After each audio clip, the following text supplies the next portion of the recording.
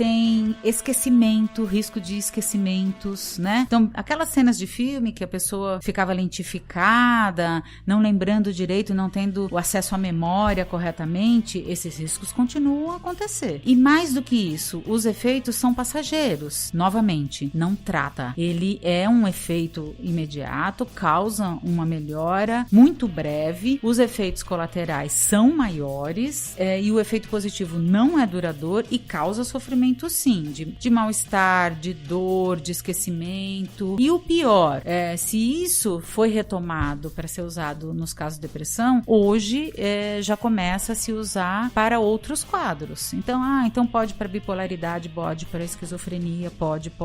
Então, a forma como isso é usado precisa se tomar muito cuidado, porque é um tipo de tratamento muito específico e que tem, do meu ponto de vista, você tem mais efeitos danosos do que positivos, né? Você já trabalhou com crianças e adolescentes, né? Já. Você poderia falar um pouco sobre isso? Bom, eu sempre acho maravilhoso.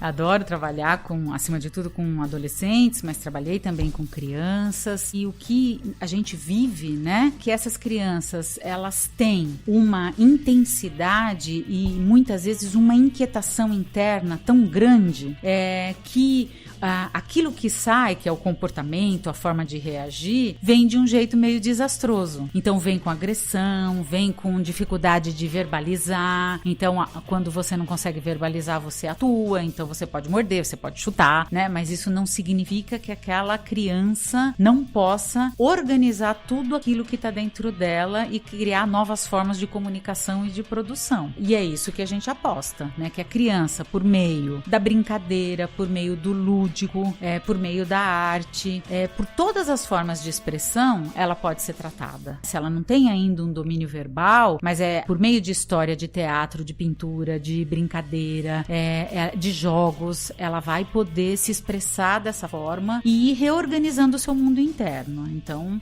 nós acreditamos que isso seja super possível. Eu vou ler um trecho da página 24 da nota técnica, são 32 páginas, então na página 24 tem um trecho, entre aspas, inclusive, e eu vou ler essas aspas e eu gostaria do seu comentário. Então, abre aspas. A internação psiquiátrica de crianças e adolescentes é juridicamente possível, desde que algumas condições especiais sejam respeitadas. É vedada a permanência de crianças e adolescentes em leitos hospitalares psiquiátricos situados na mesma área de abrigamento, quarto, enfermaria ou ala, de adultos, e mesmo a convivência em atividades recreativas ou terapêuticas em ambientes comuns. Porém, quando forem indicadas pelo médico e devidamente registradas em laudos como providências úteis ou ao tratamento em si, sob o ponto de vista do estrito interesse da saúde do paciente, criança ou adolescente, e desde que haja a prévia autorização de quem de direito, ou seja, do responsável na internação voluntária ou involuntária, ou do juiz de direito na internação compulsória, poderá haver exceções a essa regra. Fecha aspas. Como fica a situação das crianças e adolescentes com essa nota técnica? Isso é temeroso, né? É algo assustador, porque, não pode ser na mesma ala, exceto quem é que vai cuidar da exceção, né? Como é que vai ser garantido supervisionamento de caso por caso e em tantas regiões desse país, e nós sabemos que são regiões extremamente diferentes, com condições diferentes, com realidades diferentes. Então, é muito temeroso. Eu acho que a internação de uma criança já é um absurdo, né? Agora, e aí crianças e adolescentes, né? Eles estão colocando da mesma forma, duas faixas etárias, mas nós corremos o risco, de novo, de termos adolescentes, por exemplo, que infringiram algum aspecto da lei que, né, não sofrem uma medida socioeducativa, uma pena como está previsto no Estatuto da Criança e Adolescente e pode ser internado. Quem é que cuida da exceção? De que forma que essa exceção vai ser tratada? O juiz, quando ele dá o seu aval, o seu laudo, ele tem algumas bases, né, alguns relatórios técnicos que ele exige no geral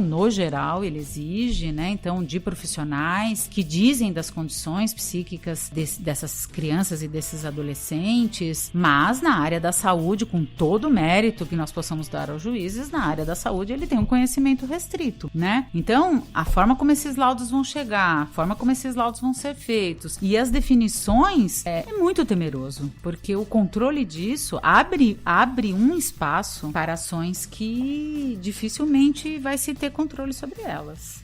A nota técnica, então, ela diz que não há restrições absolutas para o atendimento de pacientes menores de idade. Em outros trechos dela, ela diz que esse tratamento a pacientes menores de idade devem ser aplicados com bom senso, ética e o princípio da preservação da integridade física, moral e da vida do paciente. O que você diz me chama muita atenção, porque é isso, quem vai ser responsável por essa ética e por esse bom senso, até porque ética, moral e bom senso são questões completamente relativas, ideológicas, determinadas por ponto de vista, por crenças, inclusive. Concepções. Por concepções de vida.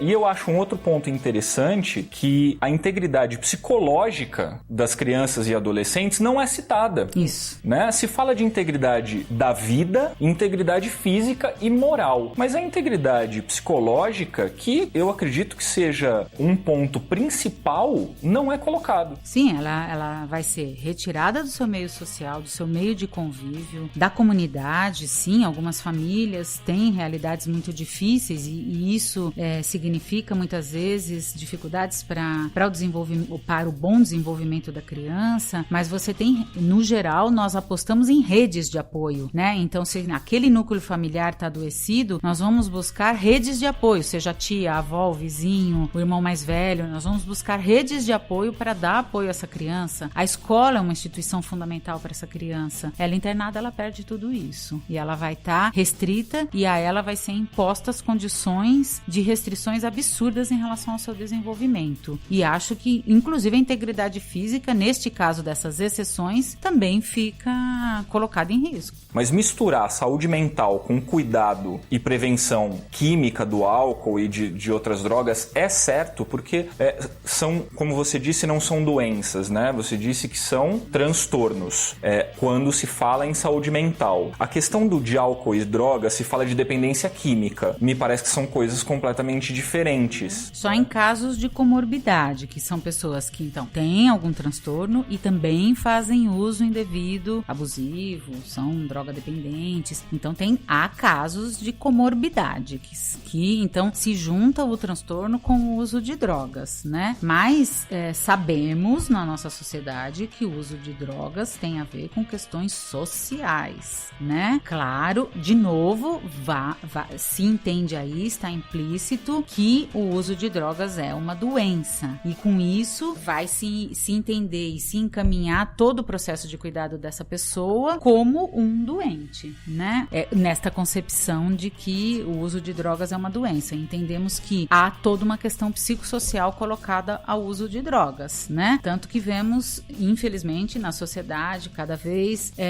crianças mais jovens usando drogas diferentes que aparecem no meio social e que entendemos que o combate ao uso abusivo, à drogadependência, deve ser feito com prevenção. Então, nós temos que trabalhar com processos de prevenção e isso significa, novamente, que o sujeito tenha condições básicas garantidas, a tal saúde integral, né, que é a qualidade de vida dos aspectos psíquicos, dos aspectos físicos e dos aspectos sociais e investir muito na prevenção para que não ocorra a drogadependência. Então, de novo, a gente está trabalhando por concepções e enfoques diferentes. Aqui vai ser tratado como doença, por isso que se junta. Para não parecer que a gente está dizendo que as 32 páginas da nota técnica são um retrato do retrocesso, que é tudo ruim, tudo péssimo, tem alguma coisa de positivo nessa nota? A gente consegue tirar alguma coisa boa? Ou é tudo muito ruim mesmo?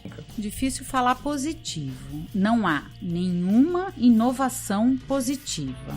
O único ponto que a gente poderia, se esforçando em destacar, é que está lá posto que a rede de atenção psicossocial vai se manter. Então, que as unidades de atenção de pequeno porte, em meio aberto, que essa rede, que são os centros de atenção psicossocial, são os SECOS, a Estratégia de Saúde da Família, outros programas, outras unidades que entram, né, em todo esse processo que a gente não focou aqui, mas que existem e são fundamentais para essa rede funcionar, que elas vão se manter, né?